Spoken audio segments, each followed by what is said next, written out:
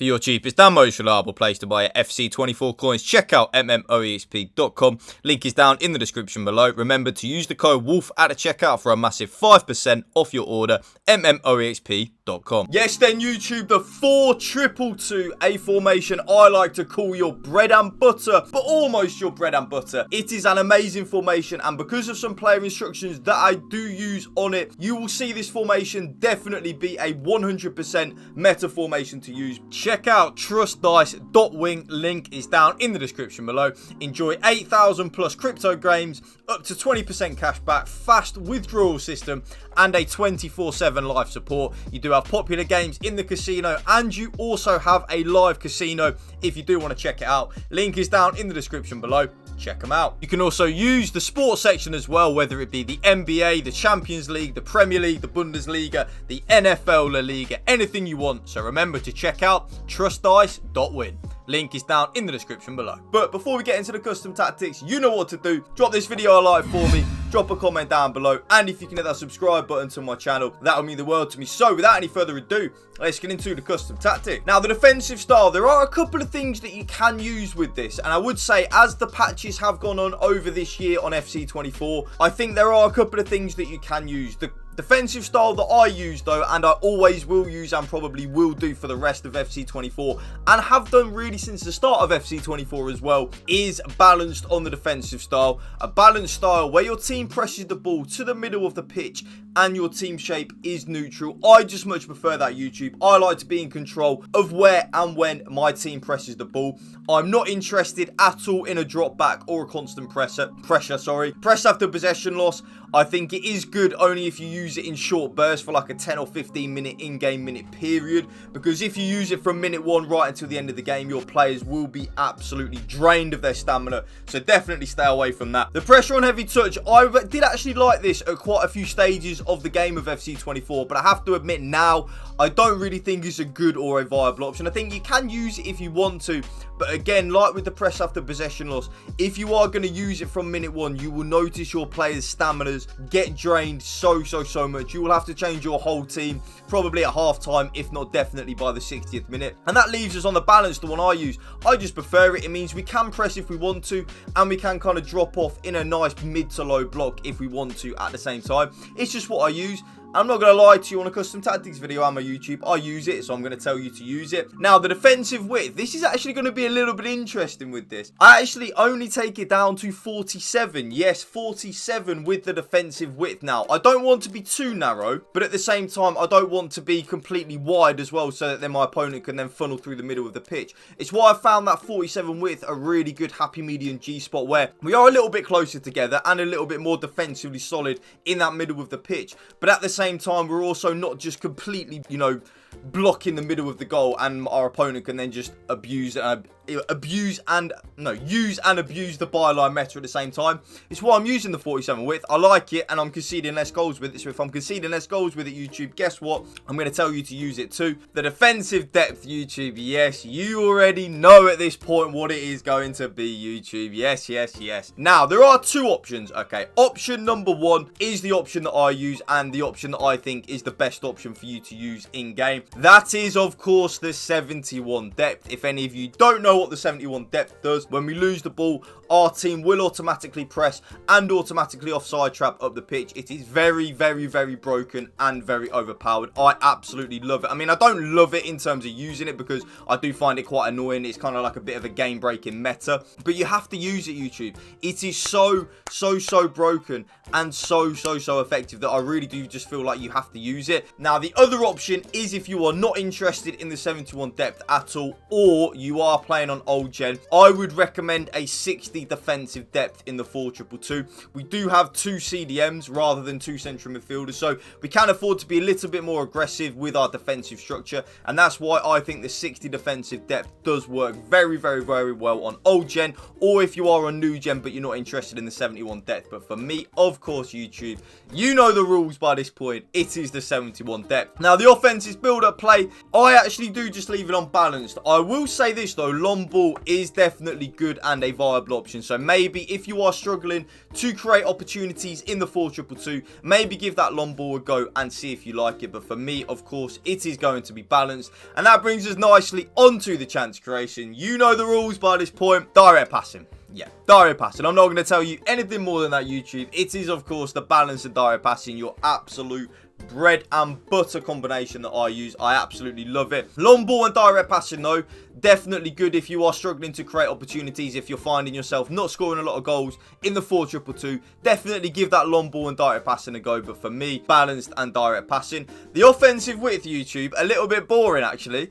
Actually, just leave it on 50. I really like where my left-sided cam and my right-sided cam are in the preset 4-2-2. I don't really feel the need to change that, especially with a few player instructions that I do have on the 4-2-2. I don't really feel it necessary to change it, so that's why I do just leave it on the 50 offensive width. I like where the left-sided cam and the right-sided cam are. I like where the two strikers are. I like where my two CDMs are. I just like the layout of the formation anyway, so that's why I leave it on the 50 offensive width. Players in the box, though, if any of you have watched the Connor Woolf custom tactics video, you already know what it is going to be by this point. Yes, it is of course 7. The more players that we have in the box, YouTube, the more likely we are to score a goal, the more likely a shot is to fall back to one of our players for a rebound and stuff like that. It's the way I look at it, very, very, very simply, and that is why I have 7 players in the box. If you do struggle defensively, though, maybe lower it down from 7 to 6 or 6 to even 5 maybe, but I like to play an attacking style of FIFA, YouTube. It's what I'm all about. So 7 players in the box, 2 corners and 2 free kicks like so. Custom tactics done.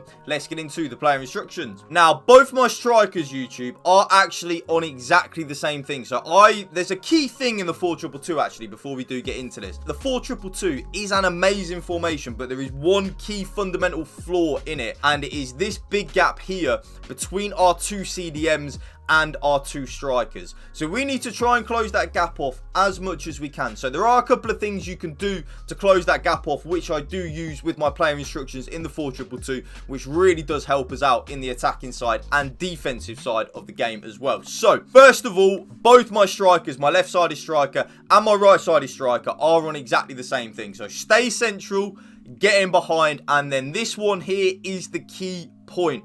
Come back on defense, and you'll see my right-sided striker on exactly the same thing as well. So stay central, get in behind, and come back on defense. The stay central and getting behind are pretty self-explanatory. I want both of my strikers to stay in them central areas of the pitch, kind of don't really venture out wide. I don't really need that because we've got a left-sided cam and a right-sided cam. I don't really feel it's necessary in the 4-2-2 to do that. The getting behind as well, very self-explanatory. I want both of my strikers to make them penetrating runs in behind to give us more of an attacking outlet. The comeback on defense, though, YouTube, is the key aspect in the 4-2-2. Yes, the comeback on defense. Remember, I was talking a minute ago about this big gap here between our 2 CDMs and our 2 strikers. The comeback on defense just closes that gap off nicely. So when our 2 CDMs get the ball, our strikers aren't all the way running forward and stuff like that. They are a little bit closer together, giving us more passing lanes and more passing options on. And it does also make us more defensively solid as well. So it's kind of an attacking move and a defensive move at the same time. My right-sided cam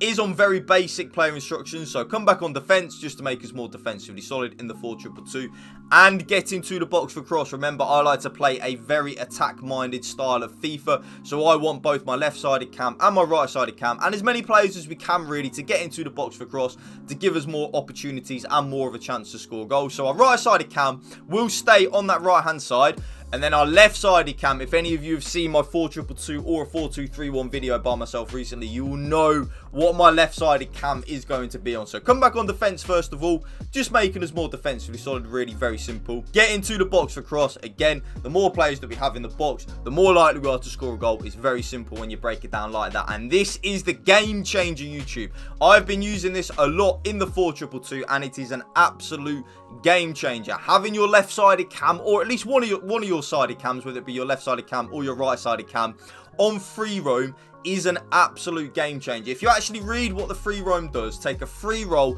and roam into space to provide a passing option. It is so key, YouTube, that our left-sided cam will drift inwards into that number 10 position and again close that big gap off between our 2 CDMs and our 2 strikers. It is an amazing player instruction that I've been using for a few months now. It really does help with the attack-minded game, attacking side of the game, should I say, because of our left-sided cam being the cam that is on free roam and kind of drifting inwards a lot, I then play with my left-sided CDM on stay back while attacking and cover centre, because our left-sided CDM doesn't need to get forward at all, because he will just be taking up the exact same position that our left-sided cam will be taking up. So it kind of just is very counterproductive. So our left-sided CDM is on stay back while attacking and cover centre. Think of that player like a traditional number 6, an out-and-out CDM, just to get the ball and give it to the better attack-minded players. The right-sided CDM, though, does have a little bit more license to get forward, because, of course, our right-sided cam will be holding the width on that right-hand side. So our right-sided CDM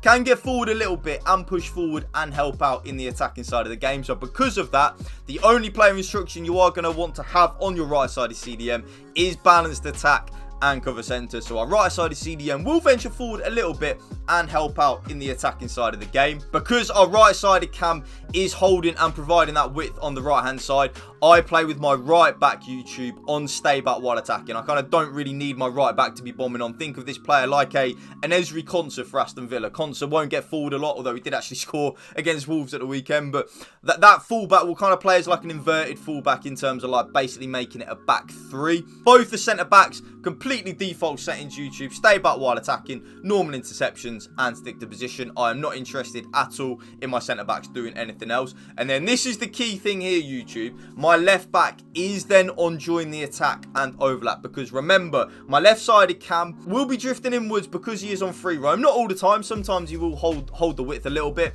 but as our left-sided cam drifts inwards on that left-hand side, I do want width from that left-hand side from my overlapping fullback. Again, very similar to an Unai Emery's Aston Villa team. Our left back will be the one bombing on a lot, and kind of like the left-sided number 10 will drift inwards, providing us the opportunity for our left back to bomb on the overlap. Last but not least, my goalkeeper comes for crosses and sweeper keeper, and I'm now going to show you a lot of gameplay clips with me using the 4-2-2. I hope you stick around and enjoy it.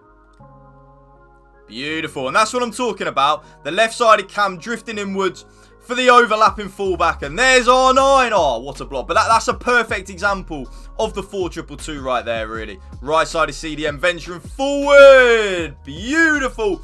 And that's what I mean. Because the right-sided cam is holding the width on that right-hand side, you are going to want to have your right-sided CDM venturing forward quite a lot, because they're not covering the same opportunities. The left-sided CDM is providing us a nice bit of width, nice bit of like defensive solidity on that left-hand side. So our right-sided CDM giving us the opportunity to venture forward. Love it. Beautiful. The 71 depth. Winning the ball nice and high up the pitch. And that's why I love the 71 depth, YouTube. We really do get the opportunity to win the ball nice and high up the pitch.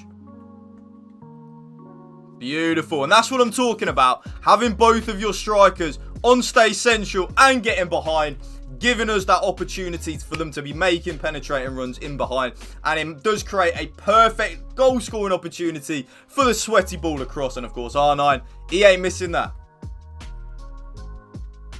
Beautiful again. The striker stays central and getting behind. I'm telling you, it's such a key aspect in the 4-2-2. Having both of your strikers able to make them penetrating runs in behind just gives you so many easy goal scoring opportunities, believe you me.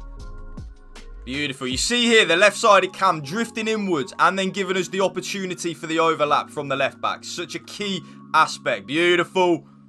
Beautiful. That is, honestly, that is the 4-2-2 and how I like to use it in a nutshell. The left-sided cam drifting inwards, giving the opportunity for the left back to overlap. The right-sided cam also slightly drifting inwards because he's on getting to the box for cross, and then providing a lovely ball into the two strikers, who of course are always going to finish that. That right there, YouTube, is my brand new updated 4-2-2 custom tactics for you. A bit of a longer style video with a lot more in-depth gameplay clips. I hope you did enjoy it. Let me know in the comment section down below. Do you prefer the longer style videos like this? Let me know. Thank you for watching. Remember, YouTube, you know the rules.